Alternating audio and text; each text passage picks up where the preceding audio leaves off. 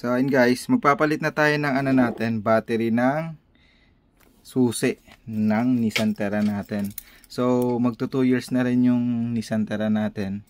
And may lumalabas na sa dashboard na ano, key battery low, parang ganon. Tapos nung last PMS natin parang pinapacheck na rin. So kung ganito yung susi ng Nissan Terra nyo, yan, madali lang mag DIY battery replacement dito. Kailangan lang natin ito, flat screw, tsaka bumili na rin ako ng battery sa Shopee. Yung battery is CR2025. So tara, madali lang to. So ito yung key natin, yan, replace na natin siya. So i-ano lang natin, tanggalin lang natin tong ano, susi dito, push natin to, pusila, yan. Tapos makikita nyo dito, ayun o, itong butas na to, dyan natin ipapasok yung flat screw. Tapos i-twist lang natin pag ganun. Ayan, madali lang to, sobrang dali lang.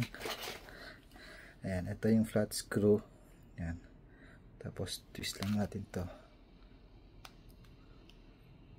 Ayan o. Ayan, bumuka na. Pasok natin. Tapos angat. Ayan na. Tapos open.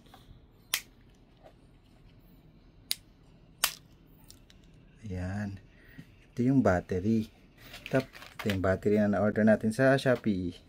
CR2025. Tanggalin natin to. Ito lang sa gilid. Ayan o.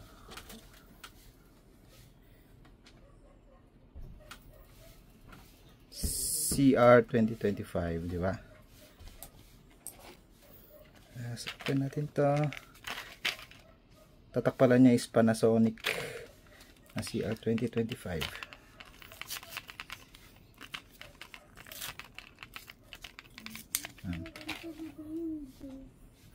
And then lagay natin and balik. Yan, madali lang pagbalik, ganun lang.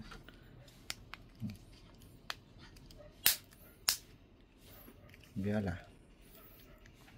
Okay na. Tapos balik natin ito. Yan. Check natin kung gumagana. Tara, sa labas. So ayun na guys, testing na natin if gumagana yung battery. Unlock. Lock. Unlock. Okay. So ayun na, nag-start na rin. Wala na rin yung low battery indicator. Success yung DIY natin.